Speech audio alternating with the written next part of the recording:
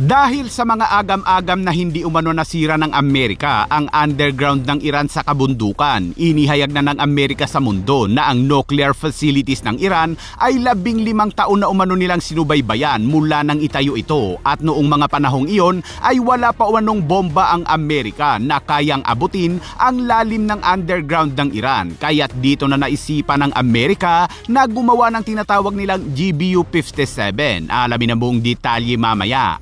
Samantala, nagdiwang naman sa Iran ang ilang mga Iranian at Muslim na sumusuporta sa rehiyong Khamenei dahil umano sa pagkapanalo ng Iran sa labanan kontra Israel. Ngunit kaninong puwersa nga ba talaga ang nanaig at lamang sa labanan ng dalawang bansa? Kaya't para malaman ang buong detalye ay tumutok at makinig na mabuti.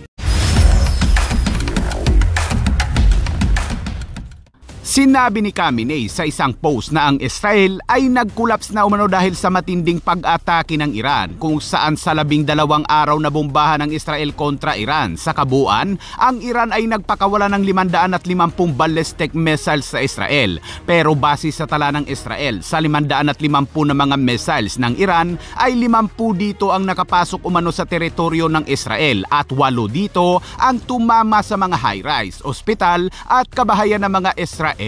Habang ang mga drone strike naman ng Iran ay halos nasa 95% umano ang na-intercept ng Israel, at ayon sa IDF sa kabuuan ay 28 sibilyan umano ang nasawi at 3,238 naman ang nasugatan sa missile strike ng Iran. Habang ang atake naman ng Israel sa Iran, sinabi ng IDF na nasa 65% umano ng missile launcher ng Iran ang kanilang winasak sa buong atake. Winasak ang mga base militar ng Iran na naging dahilan ng pagkatodas ng daan-daan umanong mga militar ng Iran. Base sa report ay umabot sa 606 ang natodas sa Iran, malayo kung ikukumpara sa Israel na 28 lamang at puro mga sibilyan, habang ang nasugatan naman sa Iran ay nasa 5,332. Kung pagbabasihan ng mga inilabas na tala ay malayo ang naging lamang ng Israel kumpara sa Iran. Hindi rin nagkaroon ng mga issue ang atake ng Israel sa Iran dahil puro precise strike ang ginawa nila sa bawat target, kaya't wala umanong gaanong sibilyan ang nadamay. At dahil na rin sa agarang paglikas ng mga sibilyang Iranian nang magbigay ng warning ang Israel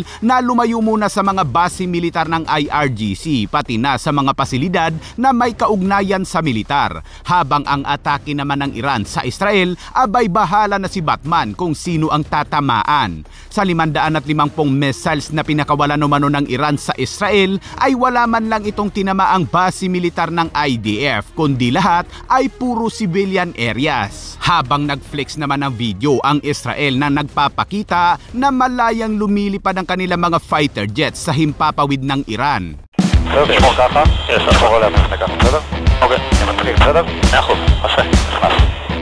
Sinabi ng ilang mga Muslim at sumusuporta sa Iran na okay lang daw na tamaan ng Iran ang mga sibilyan dahil ginagawa din umano ito ng Israel sa Gaza.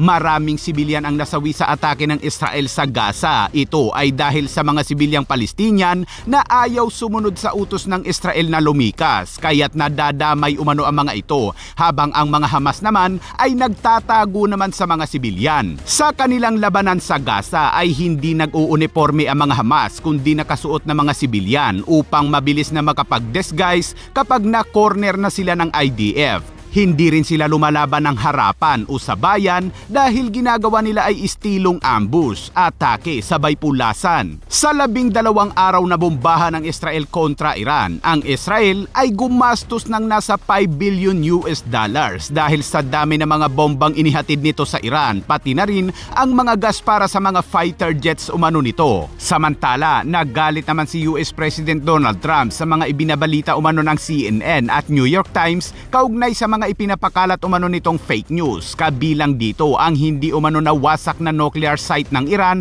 nang bombahin ito ng Amerika gamit ang mga bunker buster. Ngunit mariing sinabi ni Trump na wasak umano ang nuclear site ng Iran at taliwas sa mga pahayag ng Iran na wala umanong damage. Ayon kay Trump, matapos ang kanilang atake ay kaagad na nagtungo ang mga tauhan ng Israeli intelligence sa Iran upang kumpirmahin kung talagang ang wasak ang site. It was obliteration.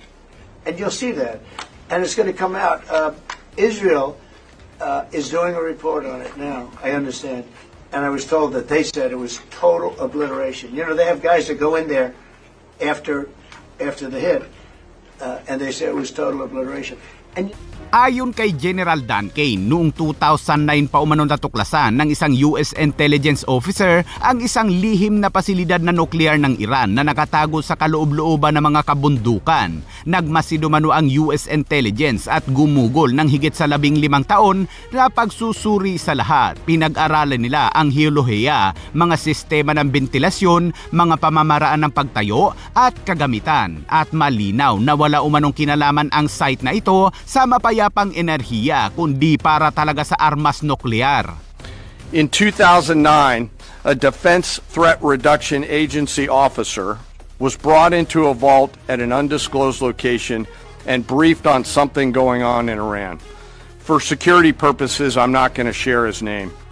He was shown some photos and some highly classified intelligence of what looked like a major construction project in the mountains of Iran. He was tasked to study this facility, work with the intelligence community to understand it, and he was soon joined by an additional teammate.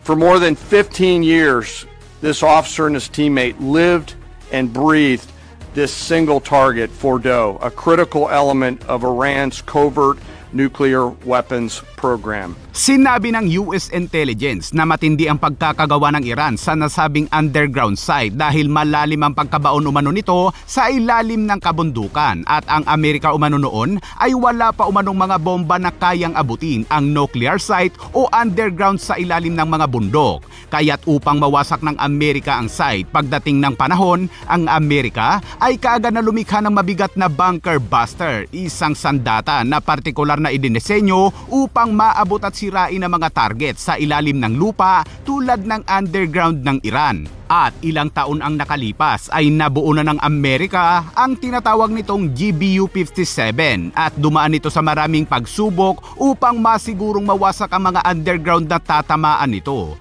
At makalipas ang 15 taon mula na madiskubre ng Amerika ang underground ng Iran, noong nakaraang Sabado lamang ay nagkaroon ng pagkakataon ng Amerika na wasakin ang nasabing underground ng Iran. Dahilan ng Amerika, winasak ang underground site dahil ayaw umano ng Iran na makipagnegosasyon kaugnay sa kanilang nuclear program. So they began a journey to work with industry and other tacticians to develop the GBU-57.